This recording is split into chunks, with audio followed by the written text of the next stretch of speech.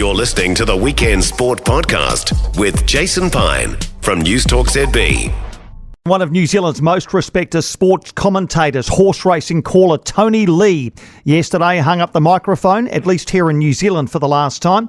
The Wellington Cup meeting at Trentham, his final outing after 40 years as a racing commentator. And You Are a Star shot through, grabbed the lead now. They straighten for the grueling run in here. From Bluey Star, wider out is Mary Louise. Closer to the inside, Never Look Back and Blackwood Star. SVR out wider. Bluey's Chance on the outside. Mary Louise is lifting, coming after it. Closer to the inside, Blackwood Star, Fierce Flight, and Riccio starting to get into the clear the last little bit. It's Mary Louise.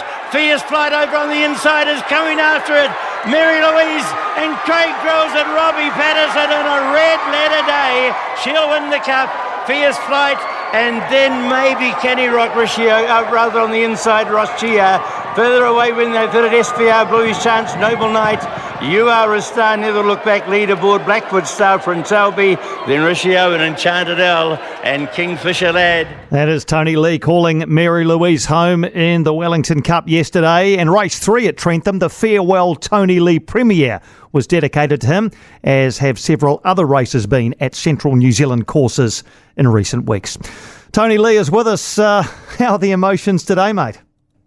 Yeah, probably a little bit flat, I suppose, but that could have been into the night as well, reasonings around that. But yeah, like it was a highly emotional day yesterday for sure. How did it feel when you spoke your final words after the last race at Trentham yesterday? Yeah, it was, I don't know if I felt sad or relieved or, you know, it's done. It had been a long wind down here, and I was definitely pretty emotional actually when I did turn it off for the last time. I bet. What was the support like for you there yesterday? Massive, absolutely massive, unbelievable, and I'd underrated it completely. I was lucky enough to have all my lovely family with me on side through the day, including the wee ones, the wee Makapuna, and that certainly helped my day. But people have just been so generous with their comments to me through various avenues, of course. So I feel really humbled actually. Did you realise just how much impact, how much influence, how well loved you've been over the 40 years? No, I didn't. Yeah, I've done the job to my best. I've had a funny situation with my employer over years, and they were saying that it was time, but this reaction from the public, I don't think was saying so. So I had it was bittersweet, I suppose, but I had to take the good side of it and reflect on what has been a pretty good career, I guess, time-wise, and so much fun and so much enjoyment of seeing these wonderful animals doing battle out there on the racetracks at various ports. It's been fairly well publicised that this wasn't your choice. You alluded to it there. How do you reflect on the way this has been handled? Yeah, I don't think it was good, actually. I think these big companies, they've got to have a good culture, and this wasn't a case of being that. But hey, look, I'm a contractor, not a staff member, and they think they have enough staff members to cover the drill there, so they've made a business decision, and I was at the other end of it, unfortunately. How have you come to terms with it, found peace with it? Look, I've had to sort of segregate the parts of my life within this job, and and just say that, well, there's the people, they're the paymaster, but this other side, the clubs and the personnel involved in the races and the trainers, riders, various have been very, very supportive. So I've run with that. I've run with the good side of it, given the Lord Nelson to the other side of it, Yeah. So, I mean, sometimes it is time to go. That is not the case. That is not the case here. Absolutely not the case here. So what opportunities might exist then offshore, perhaps, yes, Tony, for you? Yes, there is. And I'm talking to various parties along those lines as well. I'm not, I'm 66 years old, so I'm not looking for a career as such, but I'm at the point maybe in my life that I want to pay it forward with teaching people the aspects of this particular job and the way to reflect it through to people as well on an education basis, like it battles for its place in some parts of the world and even here in New Zealand actually. But so that's the way I'm looking at that, Jason. Do you have any particularly memorable race calls, Tony? Look, I've never really looked back a great deal, and all these people were remembering them for me. But I did take a bit of delight with the call at Woodville one day. It was a lowly meeting there, but Chris Johnson was shooting for the record amount of wins of a rider in New Zealand ever, and he got it. And I was naturally keeping a bit of an eye on him, but I think I was able to reflect pretty well how that race unfolded and how Chris Johnson was such a great rider. And I'm quite proud of that moment. How on earth do you remember and then identify which horse is which simply by the colours the jockey's wearing?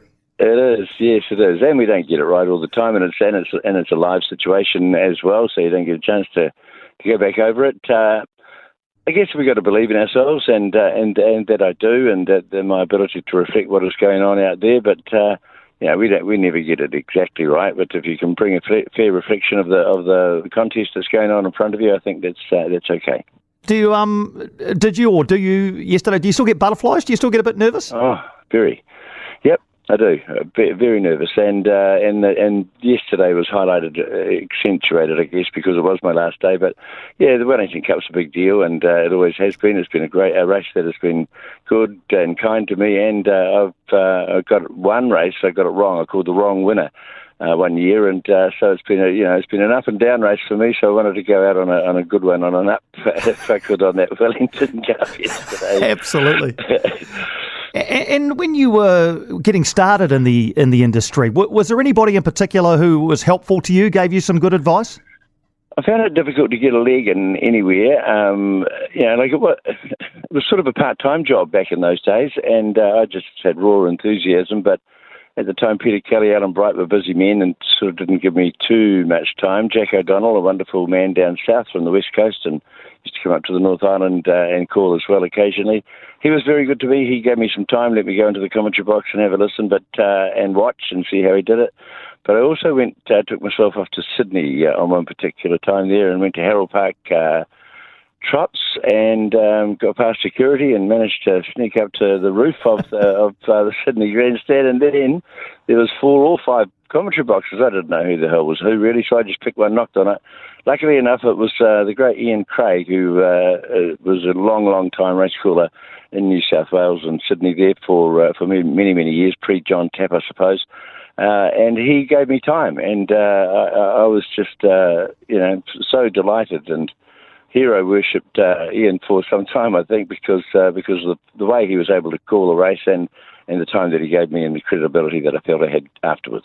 Wonderful. Well, I know anecdotally that you've done the same to many other youngsters who may not have clambered onto roofs necessarily, Tony, but certainly have sought out advice from you, and you've been very, very willing to give it. And as you mentioned before, paying it forward is a big part of what you're all about. Your voice is so well loved. Your work is so much admired, mate. Look, I hope this isn't the end. I know it won't be, but I do appreciate you taking the time to have a chat to me this afternoon. And Jason, thank you for taking the time to pick it up and realise this. It's a good understanding. Thank you. Thank you, Tony. Tony Lee, hanging up the mic for the meantime anyway, after 40 years of calling racing all around the country. Such a distinctive voice. On text from Mike, laconic way of communicating. I loved his style. He'll be missed. Much loved by the industry and also by us punters. Yes, indeed. For more from Weekend Sport with Jason Pine, listen live to News Talk ZB weekends from midday or follow the podcast on iHeartRadio.